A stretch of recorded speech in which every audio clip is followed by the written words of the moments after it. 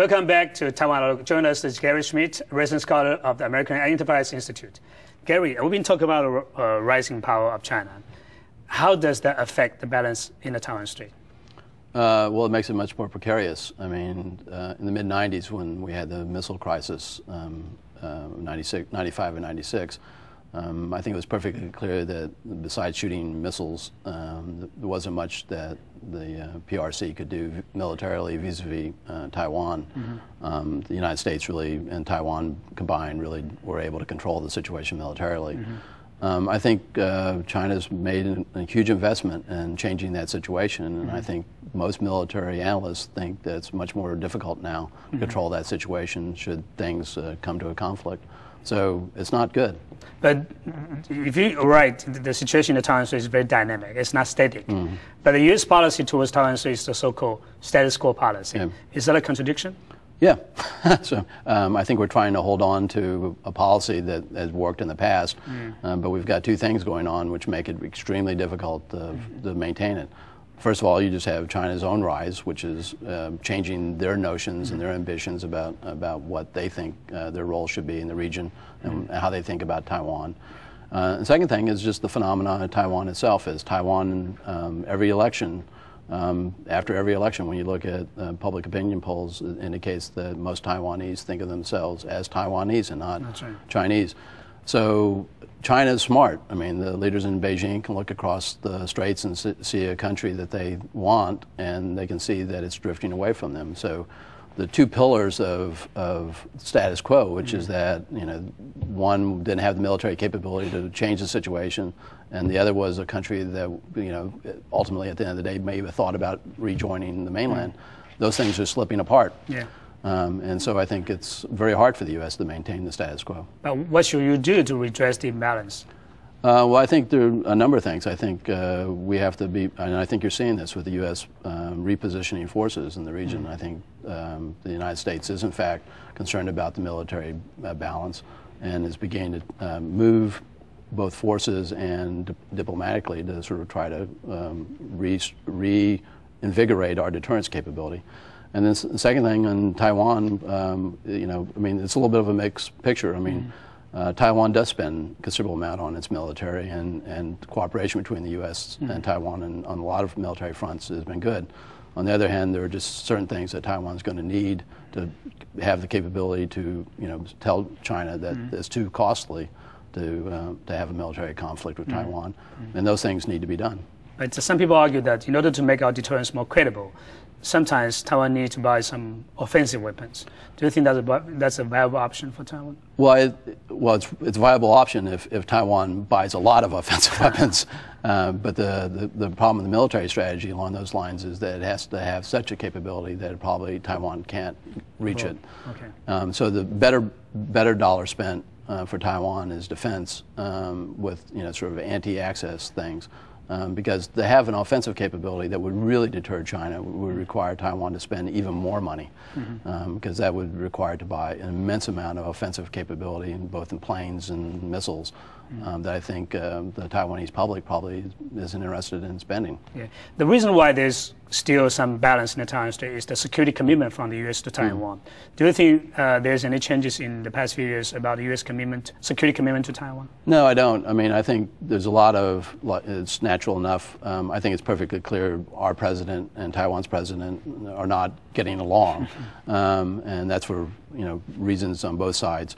But the underlying reality is, and I actually think it's quite dangerous in the United States. You'll often hear people say, well, you know, sort of, you know, we don't really have to have this commitment to Taiwan if it doesn't do X, Y, or Z. But the truth is, if there was a military conflict, it's inevitable that the United States and Japan would be involved in the conflict very quickly, because the credibility of both Japan and the United States in the region would just disappear if we were to stand aside while there was a military conflict between China and Taiwan. Yeah. As we discussed earlier, there are concerns about South Korea moving away from U.S. and moving closer to China. Do you have these kind of similar concerns towards Taiwan? I mean, some people have concerns about Taiwan moving away from the U.S. No, I actually, I'm a little bit of, probably a little bit, have a different perspective than a lot of people on this issue. I think that when you look at all the polls in Taiwan, it's perfectly clear. On the one hand, the population doesn't want a crisis that would cause conflict, but that's, most democratic countries don't want to go to war either, so that's perfectly reasonable. On the other hand, it's perfectly clear as well that the public thinks that Taiwan is a sovereign, independent country. And so I think there's a limit. Let me sort of back up. There's a limit to what the current administration in Taiwan can do on independence because the public opinion doesn't want a crisis. That's right. On the other hand, should the KMT regain the presidency, there's a limit to what they could do because the Taiwan public is not in favor of unification. That's right. So I think there's a kind of way in which the public opinion moderates politics in Taiwan that I think frankly gets underappreciated, ironically, in the United States, which is itself a democracy. Yeah, that's right. But are you satisfied so far with the current security cooperation and military cooperation between Taiwan and the U.S.? No, I think there's steps that need to be taken that would improve things. I've advocated that this ban that the United States has on having general officers, admirals and generals visit the United States or visit Taiwan is just counterproductive. If, in fact, there was a conflict, the United States would have to cooperate with the military. The U.S. military would have to cooperate very closely with Taiwan's military. And to do so really requires very senior officers visiting and understanding what's going on in Taiwan and understanding what Taiwan's military issues they're facing.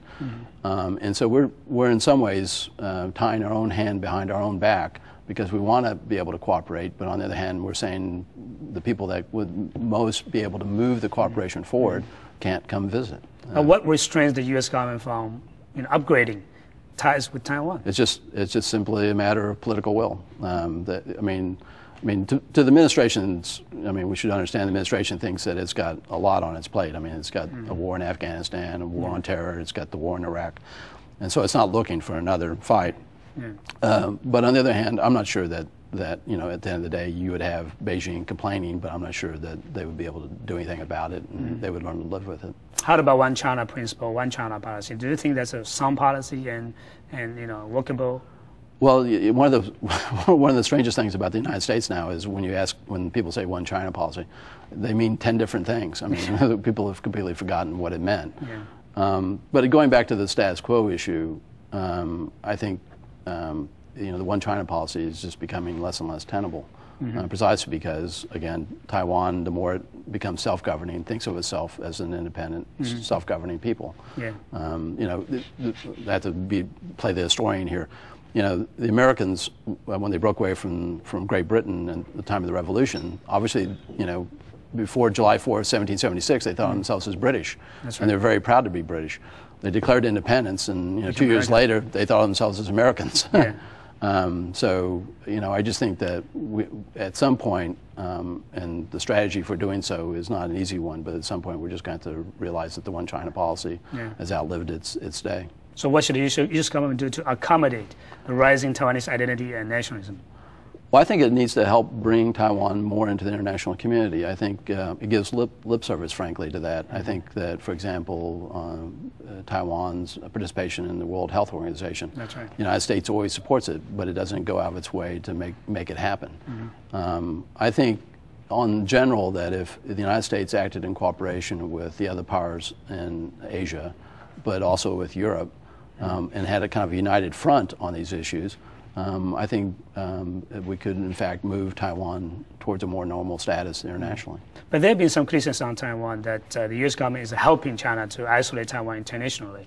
Do you think that's an accurate statement? No, I don't think that's accurate. But I think but by not positively moving Taiwan forward, it gives the advantage to the Chinese to isolate Taiwan internationally. So this is one of these things where, again, the status quo doesn't work because China's moving forward, pushing harder, and if we're not pushing back aggressively enough, then Taiwan's the loser. How does the new Congress affect these kind of triangular relationships? Well, it's complicated, but there are a number of Democratic members who are sympathetic to Taiwan's situation and also, frankly, also not happy with Chinese behavior, particularly on the economic front. But, for example, the Speaker of the House, Nancy Pelosi, is well known to be an advocate for human rights in China And that has a spin-off effect of, sort of if you're advocating human rights in China, then the positive example of Taiwan is one that's to Taiwan's benefit. Yeah, but as we know, there are more congressmen going to China than coming to Taiwan. Yeah. How do you explain that? Economics. There's more Taiwanese businessmen going to China than there are going to the United States these days.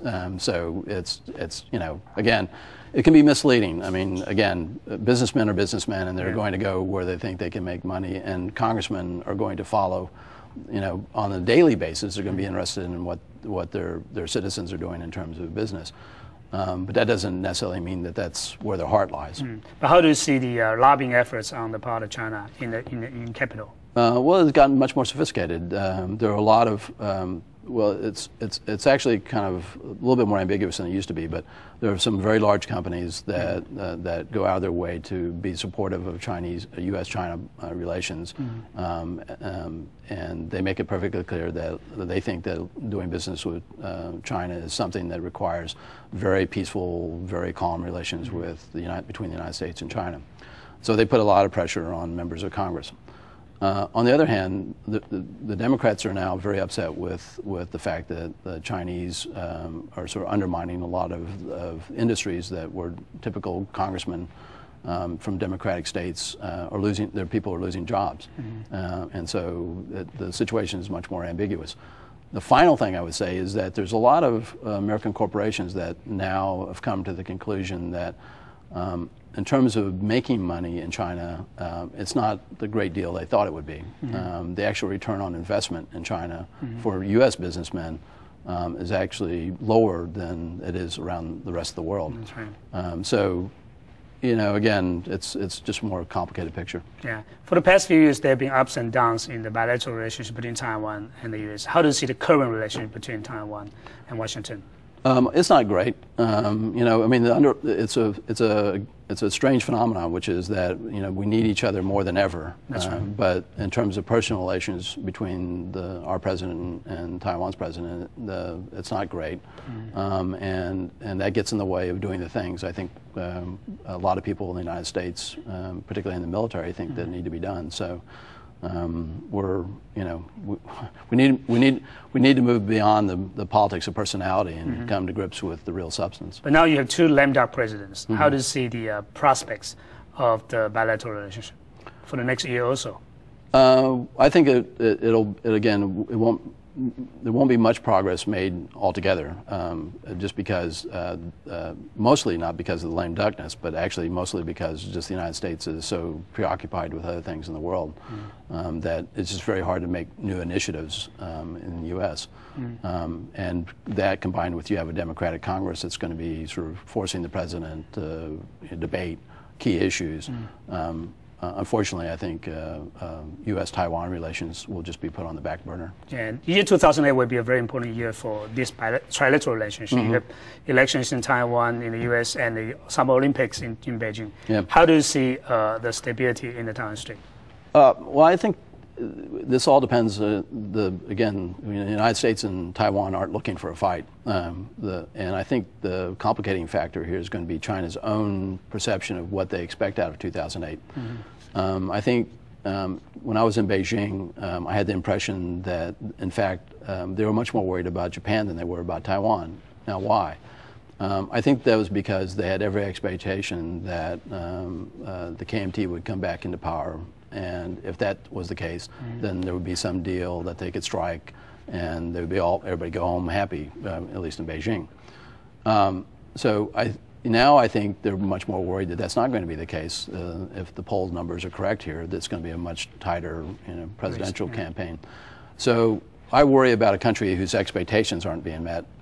And then you combine that with the Olympics, where I think if we're not careful, you could have an extreme nationalism on the part of the Chinese who want to show off, their great progress. So you combine that new sort of surge of nationalism with failed expectations about, making progress on unification, and I think you can have a more dangerous situation than people expect. Gary, thank you very much for coming to our program. You're welcome. Thank you. And Gary Schmitt, resident scholar of the American Enterprise Institute. And thank you for watching Taiwan Outlook. See you next week.